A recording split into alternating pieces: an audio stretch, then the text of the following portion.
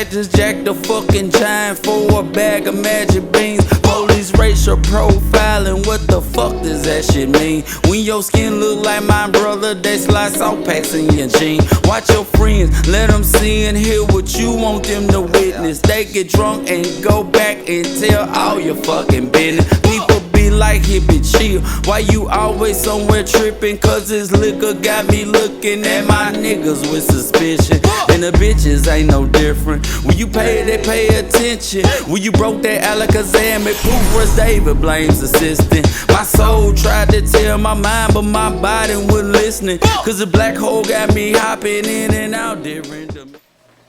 Alright, so to simplify it, do you think, I don't like using the word fair because life ain't fair, period.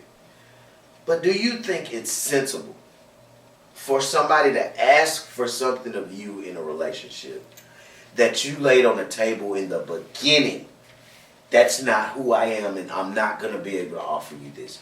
Such as more and more of your time when you've already told them when you met, I don't have a lot of time. This is what I do. I'm a podcaster. I actually have a regular job that's funding my ultimate dream. I got children or whatever you want to add to the equation. You tell her what your whole schedule is. Is it fair for her to get to know you, then say, something got to change, I need more time? Oh, yeah, I think it's fair. You think it's fair for the woman to ask that? Yeah, I think it's fair. She can ask whatever she wants. Doesn't mean I'm going to give it to her. You know, I mean, we put that's the whole point of being a man. You put it on the table. If you're giving me a set of demands, this is what I want. When I have told you this is what you're going to get. We're not going to be aggressive, ladies. Let's not use demands. Standards. Let's go with standards. They give us standards. Let me reel that back in then. Yeah. Reel it back in. Let's not, when you lay out your standards. Mm-hmm. By the way, we're just aggrandizing, or however you say it. We're putting lipstick on a pig right here. I'm just letting you know that right now.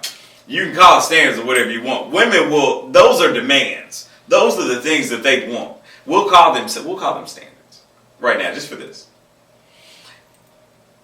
She lays those standards out, and I tell her beforehand that my objectives and my goals do not necessarily match the standards that you have. We are going to be at an impasse. Now, we can agree to disagree at this point. Or we could probably do what some men have done.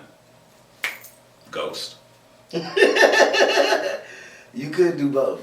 Actually. Or you can do the third thing is you can actually move on from each other in an amicable way. Which is the sensible thing to do. If we're talking about these are my standards and these are logical standards, or these are my goals and these are some of the goals that I've emoted to you, you know, through emotion and passion. These are the things that I want done. If we can't meet that in that area, that Venn diagram of understanding, that ethos, if we can't meet there, then we shouldn't be dating. You know, there's going to be a problem later on that is going to rear its ugly head, just like a zit later on. We may not see it right now. Yeah. But that is going to come to a head later on, and you are going to reach that impasse. And when you both get there at the edge of that cliff, that's not the time to be saying, well, we need to do this or we need to do that when you're at that cliff. The time is before you even reach anywhere close to where that end is. Just in case we reach this part, what are we going to do? How are we going to handle it? If you want kids and I don't want kids, we need to know that right here. Not at the point of, I'm 42 years old, I need to have kids right now. What are you going to do about it? Well, I said I didn't want kids. So I've been telling you forever I don't want no more. Yeah, now we knocking heads. Yeah. Now we knocking heads. When we could have dealt with that back then, or we could have came to a mutual understanding. I know I want kids, and he said he doesn't want kids, or maybe he just doesn't want to have kids. Maybe we can adopt, or maybe we can do this. No, or maybe don't adopt. I don't want no damn kids around me. Well, I'm just saying. At that point, you can make a decision and make an informed decision that both of you can move on from amicably. You got all them kids in your family. Let's go visit your nephews and nieces. I've done my time. You Yeah.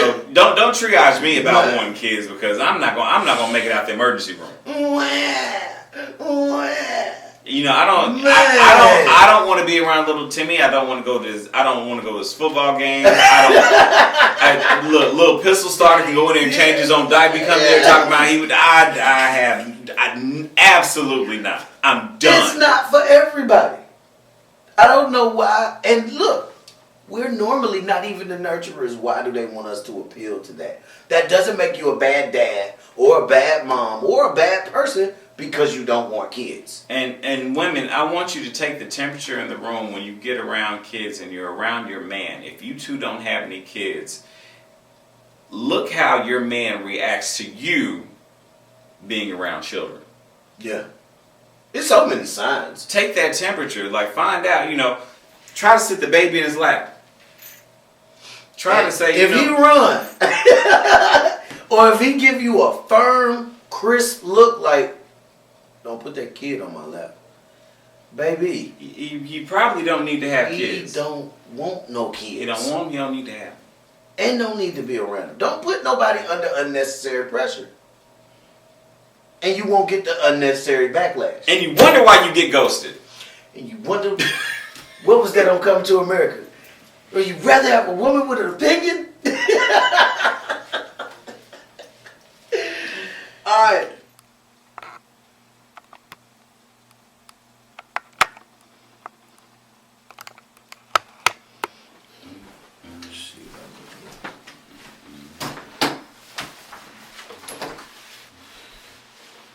Alright, big dog. Okay, so there's a great debate about doubling back in the circles of the brotherhood these days. I've been looking over social media. I've been seeing people talk a lot about going back to their ex. Like, man, women, I think, from what I've seen, they love familiar over trying to get to know somebody new. Yeah. How do you feel about familiar over trying to get somebody, you know, somebody just fresh and brand new? Familiar is easy. So that's what you think, they taking the easy route? No. I think the men take an easy route. And that's it. Like I said, familiar. It's less work. It's less hard. We're hunters. Mm-hmm.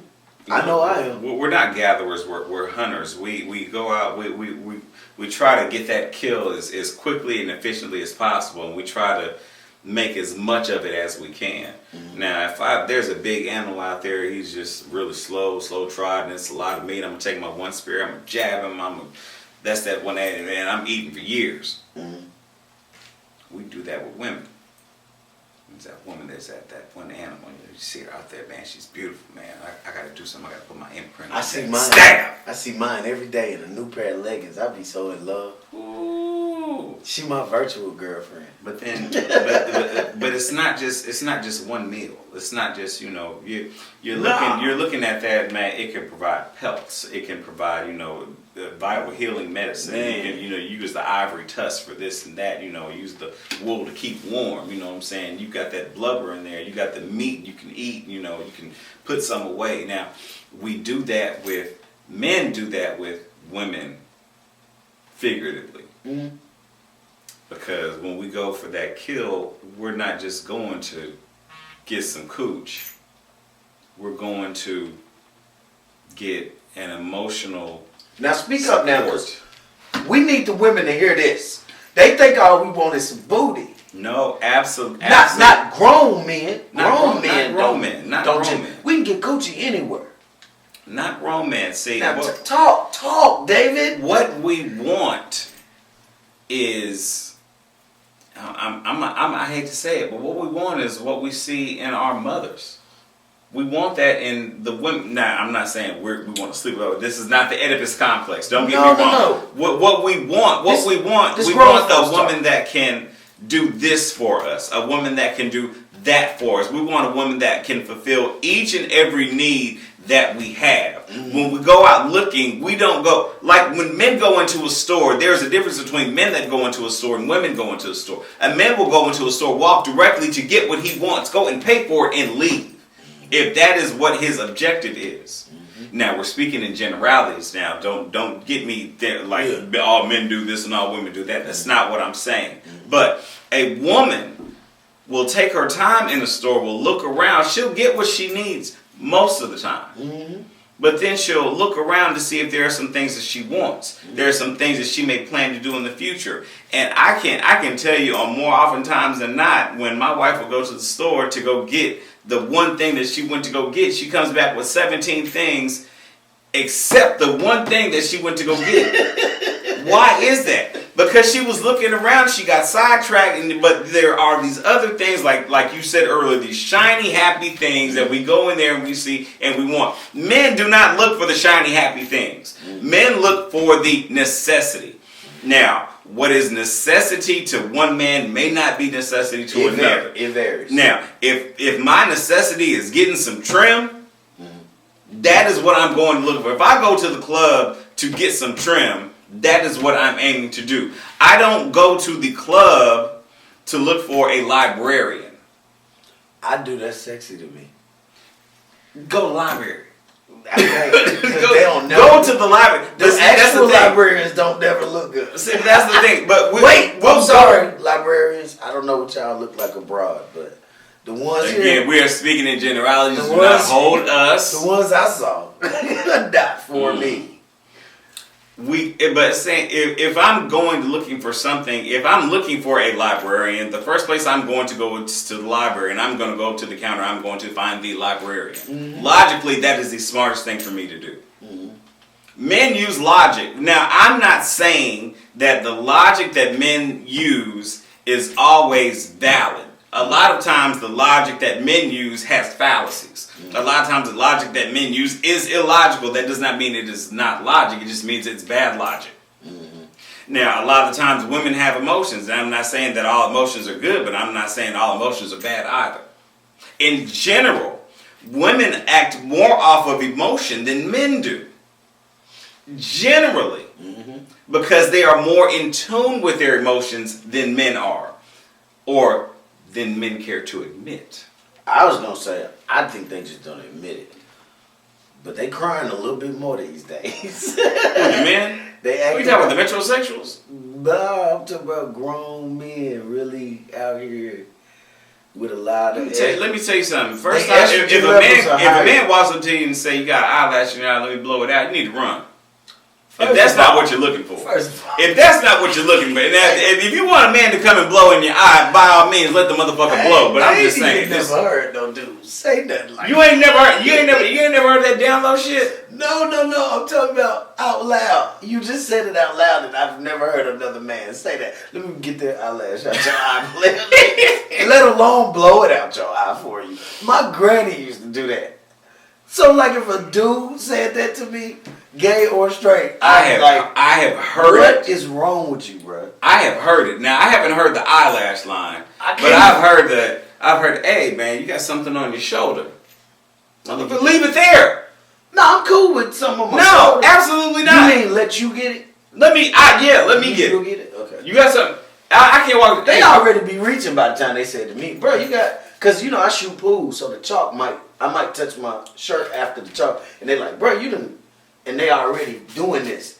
That's cool. Do this. That's cool. Don't do this. But if you caressing me and running your thumb in a circular motion, like, bro, unhand me before I put my hands around your throat. Full quit. That's what you want to say, man. Full quit. Okay, we're sidetracking. I'm sorry. We're sidetracking. But doubling back.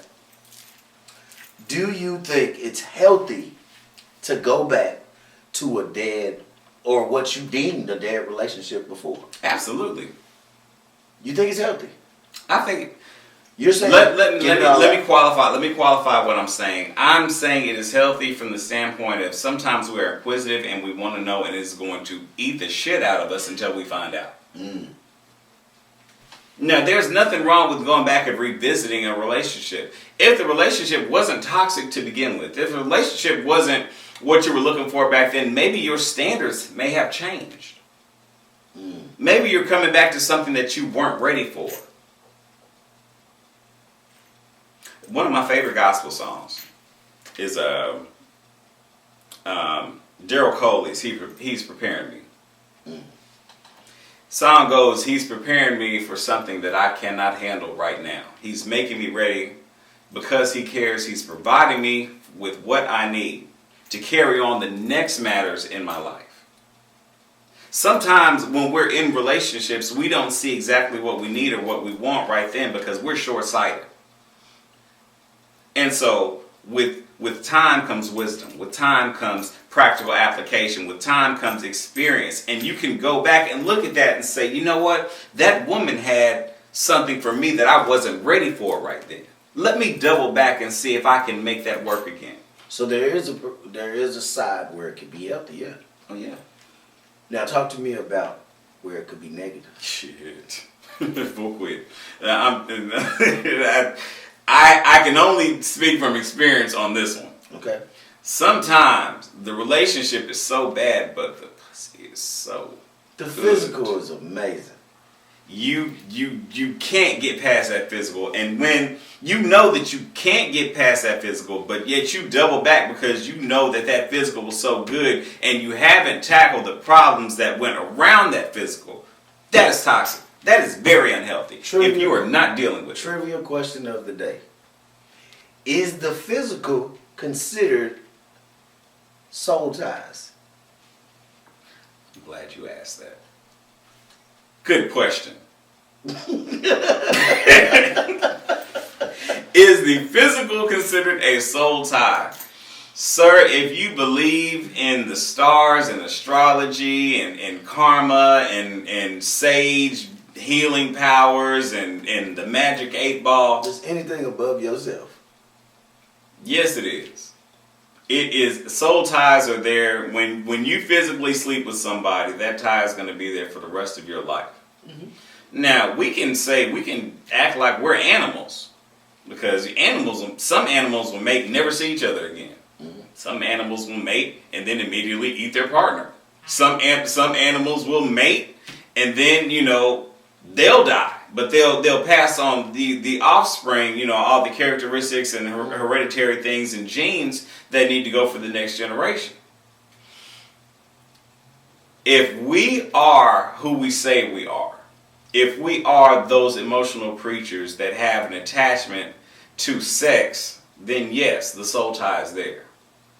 Some of us have desensitized sex so much that it is just I've been there. Sex. Disconnected. Fully disconnected. Fully disconnected. Doing it for the sport. I've done it once, and that's it. Mm-hmm. I have been there.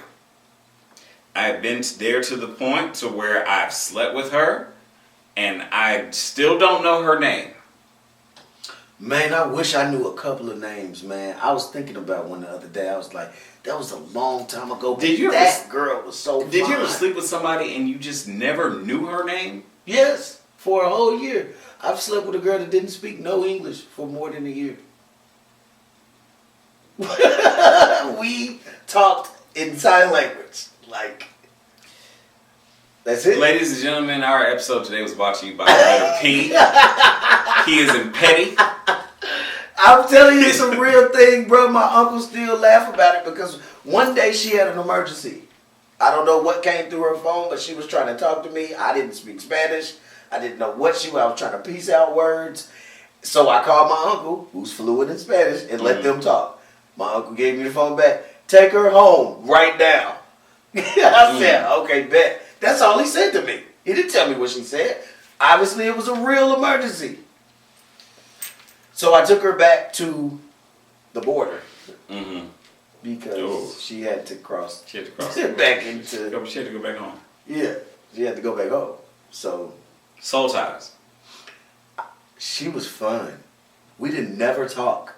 I think that's why I enjoyed it so much. The thrill of we can communicate without English words so well. She wanted to watch a movie. She just pointed at it, and I put it on. She hungry. She go to the kitchen, grab my hand while walking, and I know she wants something to eat. I think you like that because you benefited. You knew Bro, that there was not going to be any. If there was gonna be some shady stuff or any kind of argument, it didn't. We didn't spend that much time. I saw her maybe twice a month, maybe. So What was that movie? that was fun for me. It was a Spike Lee movie. Can't think of it. Where it had like some black soldiers in it. One of the soldiers fell in love with one of the girls in Italy. She didn't speak any English. He didn't speak any Italian. But they ended up getting married. But he got killed before. Somebody knows the movie that I'm talking about. I'll think of it later. Just check back in another episode. Anyway. I got you on Google. Go ahead. What about it? That really happened? Well, I don't think it really happened. I think it might have been based on a true story or something like that. But it was. You just reminded me of that. You just reminded me of that. Well, I'm telling you right now, that was the best time of my life, and she was so fine. Spike Lee movie about black soldiers. Miracle at Santa Ana? That's it. Miracle at Santa Ana. That is it. That is it. Alright. Nah, I didn't watch that one, bro. Okay, so what were the dynamics of the relationship that made you double back? There have been multiple relationships where I've actually doubled back. So you're a habitual block spinner.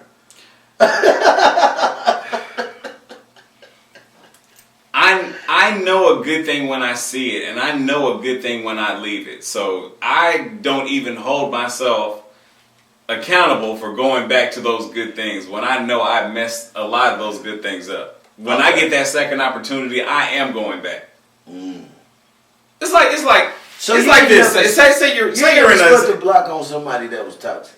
Okay, hold on. Say you're going through the commissary or you're going through the supermarket. There's free samples right here. You get this free sample. Good free sample. It's on toothpick. Take them. That's pretty good. You keep on walking. And as you walk, those flavor profiles just start to expand in your mouth, and they just start to just jumble around. You're like, man, I can taste some sage. I can taste a little cloves. I can taste some coriander, a little bit of that cumin. You know what I'm saying? We go back and get whatever the hell she was selling. When you have time to marinate and figure out how good things were, sometimes you do want to go back. Now, I say that to say this. It's not every time that it's a smart thing to do. And it's not every time that it's just as I describe it. Sometimes it's just, man, I fucked that up. I need to go back and get some of that. Or when the opportunity represents itself, yeah. So the things that made you double back was you just knowing that was a good girl. Yeah, yeah. That was it. Okay, for me it was the physical. Is that all the time though? Just the physical all the time? Every time I only doubled back a few times. And it was with exes, and the physical was something I wasn't ready to jump into the bed with somebody new. So I went back to that familiar, fun thing. But it always turned out bad because the emotional part from them overshadowed what I was after. But that's what we were saying earlier. You know what I'm saying? You didn't deal with the other parts of it. They You was dealt trying with the to, physical, they but was you trying dealt to with the other parts. rekindle while I was just trying to Smash. I was trying to rehunch. You just trying to Yeah. So I'm like, hey, look, I don't feel like learning nobody else's body. I know yours. What's good? You busy? It's 2 a.m. and I'm drunk. And she want to sit up and talk about, so are we trying to fix this now? At 2 a.m.? But I don't even consider that doubling back. I just consider that getting something that's easy. That's what I just mean. want to get in trim. But different levels to doubling back now. Because you can drunk dial an old chick that you was messing with and go back and sleep with. I don't think that's doubling back. When I talk about doubling back, I'm talking about doubling back all the way. I'm talking about doubling back. Yeah. There's relationship things that are involved. There are these other things. I ain't done that. So you just fucking. I can't do that. That's all you're doing though. That's okay. If I didn't make it the first go round, which I don't never break up for the first thing that goes on in a relationship. It take me a long time to break up. Simply because I look at the amount of work it took me to get to this point. So I always feel like there's some type of communication that can happen for us to have a breakthrough. But now, if you just pulling your way out of this, it's nothing I can do about that. So when I think about how you demanded to be out, baby, you are no longer welcome back to my heart. Because now I'm on guard all the time. Okay, so now I'm waiting on you to do me worse. You've posed that, so let me pose this question. Mm-hmm. Is it easier to double back to a chick that you had a relationship with and separated amicably? Or is it easier to double back to a chick that you previously ghosted? Ghosted, because we never got a chance to explore nothing. Because every chick I ghosted, I ain't smashed. I just didn't want them from the beginning for some reason and dipped. Any chick I ever slept with, one night stand type stuff, we were on the same page. We both one night standed. You know what I'm saying? Yeah. We were absolutely on the same page of this ain't happening again. I'm a big communicator though. Yeah. Any girl that tells you they didn't understand me, it's because they didn't want to. They weren't listening. You know, I have a problem because sometimes I think I over-emote. Okay. Sometimes I think, you know, like, am I being too much of a hamster? Am I being too much of a soft guy? You know, sometimes women want the hard dude and sometimes they want the soft dude. So sometimes I feel like I might be being too compassionate, being too caring, being too much of, you know, the soft guy. Balance. They want both. See, but without good communication, you don't know. You don't know balance, no. Because then you have the woman that complains, oh, that nigga soft. Or you have a complaining nigga, oh, he can't or even just recognize his own feelings. Or just go cheat on you because they think you so. I've been there. And if that's the case, ghost me. Don't cheat. Let me say something right now. Don't cheat on me. Don't cheat. Leave. Leave me. Leave me. Don't cheat on me. I need to make a shirt. Don't cheat on me. Leave me. Well, you know, that is going to be the hashtag for the next week. You're going to start to see. Maybe we're going to try to get that trending. Don't cheat. Leave. Yeah, it's not. It's actually the respectable thing to do. It is. As harsh as it sounds, it's the respectable thing to do. Would you rather a man ghost you or cheat on you? Because if he ghosts you, he's not lying to you. He's just gone. Gone. No explanation. No, women don't want to be. I bet you they pick cheat. Because they can get to the bottom of that. They can investigate that. They can communicate however they feel. They can get closure out of that. They can't get closure out of being ghosted. Can we put something right here, like a little site, like, you know, I want to insert some graphics right here. Like, I want you to call this number and let us know something. Let us know. Would you rather be... Bro, I got that coming. Leave the message. I got the incoming calls during the show coming for my late night show coming up. I'm going to introduce y'all to it. It's called a Sex Cast for the Jermaine Hall show. So just be on the lookout for that, please. And there will be all call-ins. Be on the lookout for that, because I will be here for that. All live call-ins. I will be here for that. Yes. I'm trying to get it to where I can get call-ins for projector as well as phone so that they can see it. For pre-recorded, they can see who we talking to. Gotcha. And the call. You hear the call, you know. Just let me be Ed McMahon on the couch over here. Just, you know. Yeah. I'll be Andy, you know. Trust me, the studio will be set for the and late night show, Sex Cast, the Jermaine Hall show is coming. I want to move on to the closing things, man. Okay. Was jealousy ever the cause of you doubling back? Jealousy.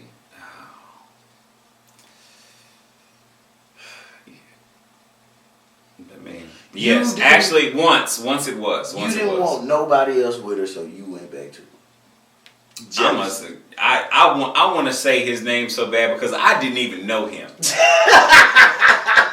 I knew his name and that's all I knew, but that's all I needed to know. Fuck him. Like the ground that he walked on, the shoes that he walked in, I did not care for dude at all. Why? Because he should have been me. From Baby Boy. Man. Melvin was in your kitchen, man. Naked. Cooking eggs. In the apron. Naked in the apron. Back greased up from sweat. You know what? And in my mind, he will never be me. in my mind, he could never do what I did to her. And I know that she knows it because she told me that. She stroked your ego. She told me that. She told me that I am not insert his name right here in a letter. Boy, she hurt you. She hurt you with him. And I don't know if she was saying that, if that I mean that he was better than me or I was better than him, but she said, quote unquote, I know you are not blank. And it stuck with you to this day. And it's like, man, that burns me. I'm burned up right now. I want to go beat the shit out of dude right now, and I don't know him. I don't know him at all, man. It's just. Oh, this is crazy. So look, I have definitely doubled back because of jealousy. I wasn't ready to see her move on at the time. I didn't feel like we were finished. Yeah. And that's so selfish. First of all, if y'all mutually broke up, how are you saying, I don't feel like we finished? Well, the reason I didn't feel like we was finished because we was with each other every day still after the breakup. We was still hunching. Every day after work. Is closure overrated? Is it underrated? I say it's not needed in a lot of cases. Because in a lot of cases you end up back in a situation you didn't discuss. In them situationships. Yeah, you end up in those. The people that, it's a lot of people out there that are single but married because they in a situation they don't know how to define, but they know if they mess with any other man or woman, that person is going to kill them.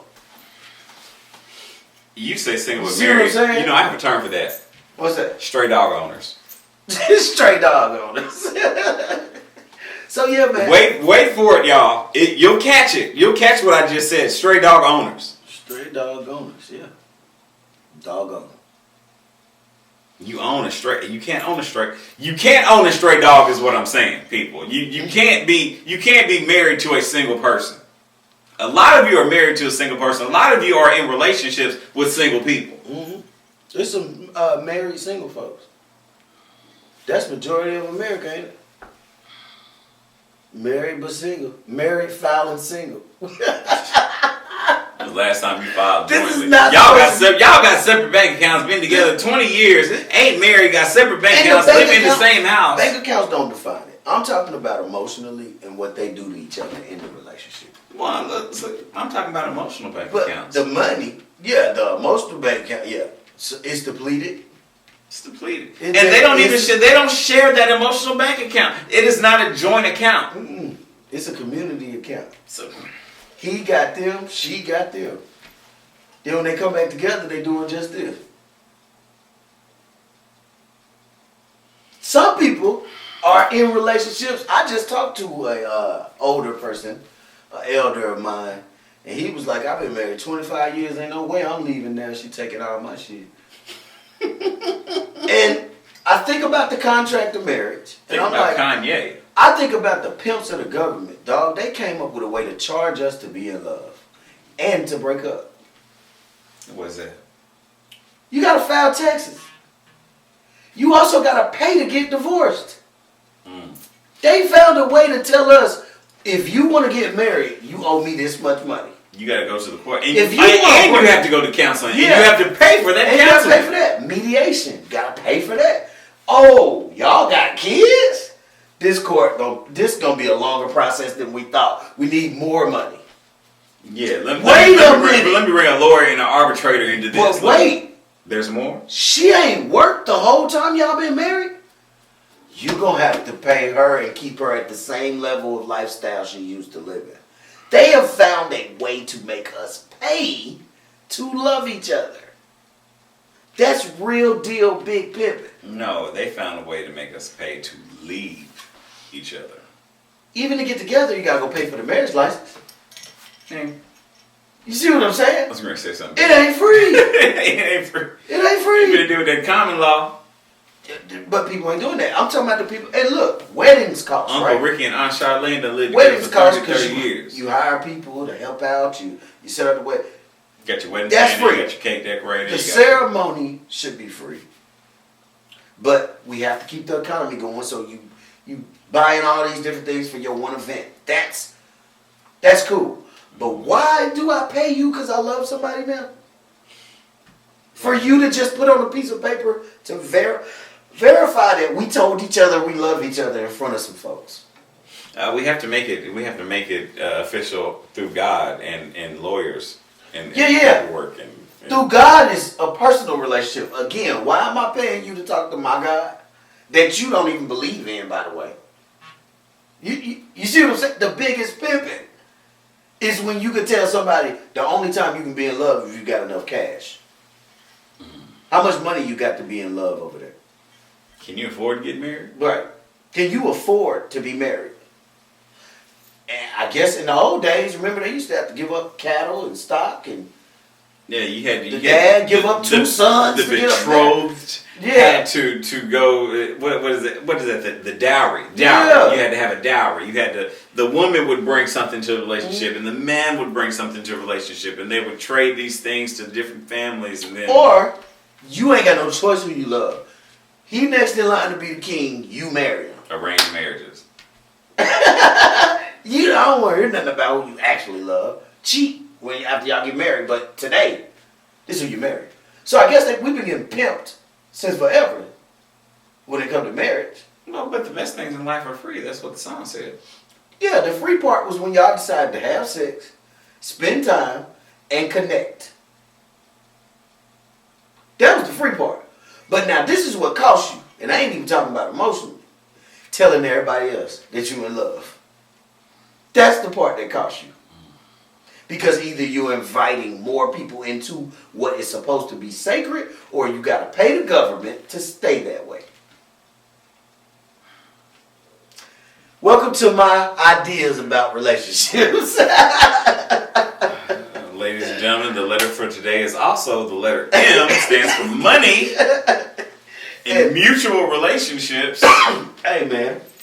That's just the way of the world, but It is. I'd like to thank y'all for coming out tonight, man. If there's nothing else that you'd like to share with the people, I'm going to close this thing out. So Now, I'm pretty sure everybody is probably looking for me and going to be hunting me down after today's episode. yeah, you got quite a I have a twin brother, by the way. His name is David, too. You see him, just let him know what a piece of shit he is.